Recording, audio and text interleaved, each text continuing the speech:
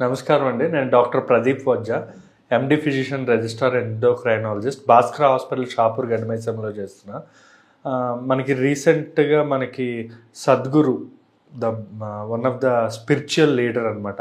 ఆయన తెలియని మనిషి అంటూ మన కంట్రీలో ఎవరూ ఉండరు. ఎందుకంటే ఆయనకి చాలామంది ఫాలోవర్స్, అంటే పెద్ద పెద్ద పిఎం నుంచి పెద్ద పెద్ద హీరోస్ వరకు చాలామంది ఆయన ఫాలోవర్స్ ఉన్నారు. అంత పెద్ద హీఈస్ వెరీ ఆయన మన స్పిరిచువల్ గాడ్ అని పిలుచుకుంటూ ఉంటాం. అంటే ఆయన చాలా ఫేమస్. అలాంటి మనిషి రీసెంట్గా 2 days బ్యాక్ బ్రెయిన్ సర్జరీ జరిగింది. అసలు ఆయనకి ఏమైంది, అసలు ఆ సిమ్టమ్స్ అవన్నీ కూడా మనం తెలుసుకుందామండి.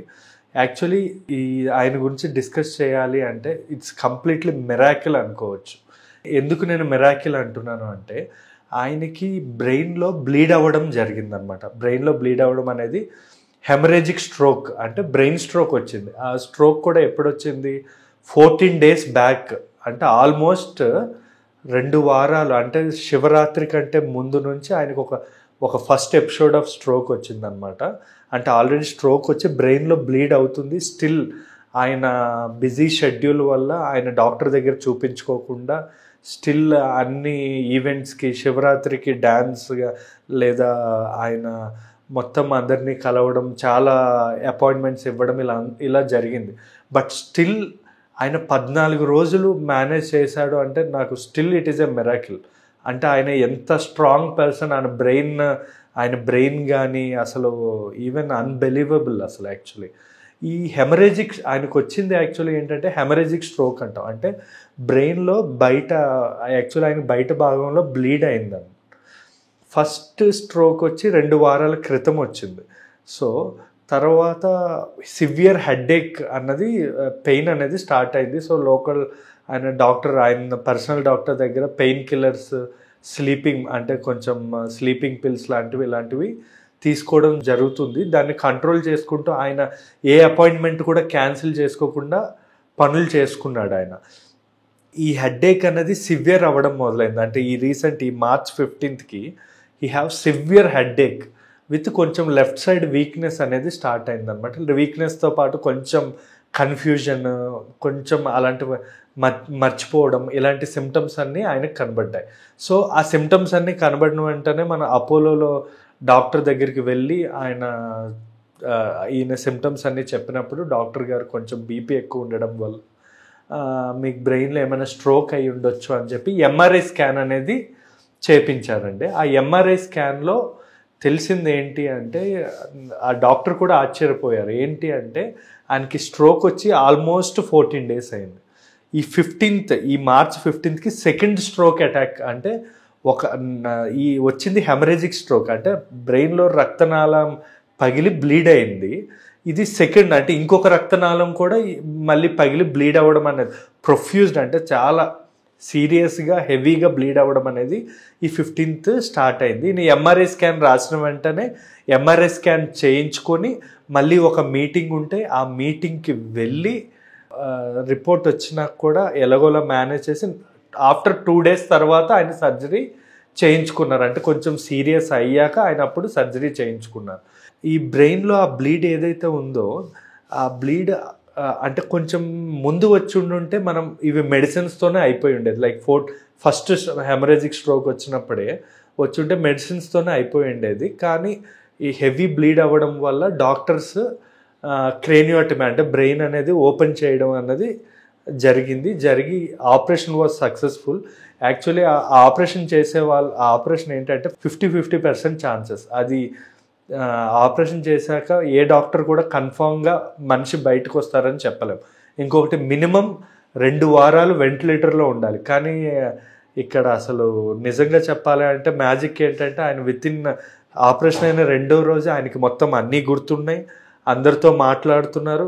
Again he started speaking sarcastic అని చాలా బాగా మాట్లాడారు. అంటే second day without ventilator help he came out of the situation.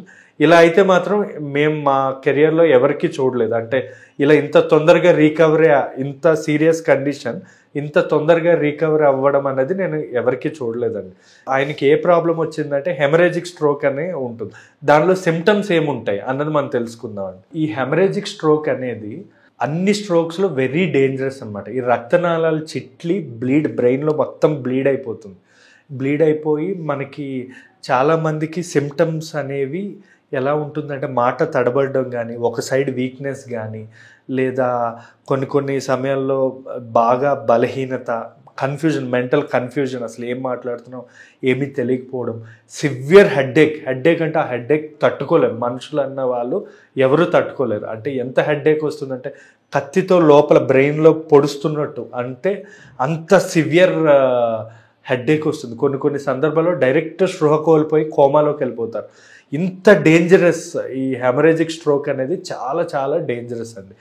ఇది మనకి 4 లేయర్స్, అంటే ఈ రక్తనాళాలు చెట్లడం అనేది ఎపిడ్యూరల్ అంటే బ్రెయిన్ పైన అవ్వచ్చు, లేదా సబ్ డ్యూరల్ అంటే బ్రెయిన్ కింద, అంటే అదే సబ్ డ్యూరల్ కానీ, సబ్ ఎర్కనాయిడ్ కానీ, ఇంట్రాక్రేనియల్ కానీ, అలా ఒక్కొక్క లేయర్ పైన, మధ్యలో, కింద అలా ఉంటుంది.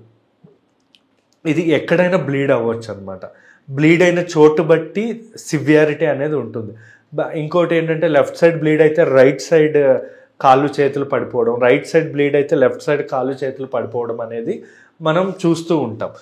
ఇది మనం వితిన్ 4 hours, అంటే దీనికి ఒక గోల్డెన్ పీరియడ్ ఉంటుందన్నమాట. వితిన్ 3 to 4 hours మనం డయాగ్నోస్ చేయగలిగితే ఖచ్చితంగా దీనికి ఒక ఇంజెక్షన్ ఉంటుంది. ఆ ఇంజెక్షన్తో మనం కంప్లీట్ 100% రికవరీ అనేది ఈ స్ట్రోక్లో ఉంటుందన్నమాట. ఆఫ్టర్ 4 hours ఈ గోల్డెన్ పీరియడ్ దాటాక అనుకోండి, డిపెండ్స్ ఎంత బ్లీడ్ అయింది అన్న దాన్ని బట్టి ఉంటుందన్నమాట. హెవీ బ్లీడింగ్ అయితే మాత్రం ఖచ్చితంగా క్రేనియోటమీ, అంటే బ్రెయిన్ అనేది ఓపెన్ చేసి ఆ బ్లీడ్ ఎక్కడైతే బ్లీడ్ అవుతుందో ఆ బ్లీడ్ని తొలగించాల్సి వస్తుంది. ఆ తొలగించాక ఆ మనిషి బయటకు వస్తారని చెప్పి అయితే 100% గ్యారంటీ ఉండదు. ఇంకొకటి కొన్నిసార్లు ఫస్ట్ స్టేజెస్ కొంచెంగా బ్లీడ్ అయిందనుకోండి, ఆ బ్లీడ్ అవ్వడానికి గల కారణాలు, ఫర్ ఎగ్జాంపుల్ బ్లీడ్ అవ్వకుండా ఇంజెక్షన్స్ ఇవ్వడం కానీ, లోపల బ్రెయిన్లో ప్రెషర్ తగ్గించడానికి మానిటాల్ ఇవ్వడం కానీ, బీపీ తగ్గియడం కానీ, ఇలాంటి ట్రీట్మెంట్ పెట్టుకొని మనం పేషెంట్ని కంప్లీట్గా మనం బయటికి తెచ్చేసే అవకాశం ఉంటుంది. కొన్నిసార్లు క్రేనియోటమీ బ్రెయిన్ ఓపెన్ చేయకుండానే బర్హోల్ ఎవాక్యులేషన్ అంటాం. అంటే మనం బ్లీడ్ అయినప్పుడు బ్రెయిన్లో ప్రెషర్ పెరిగిపోతుంది అనమాట.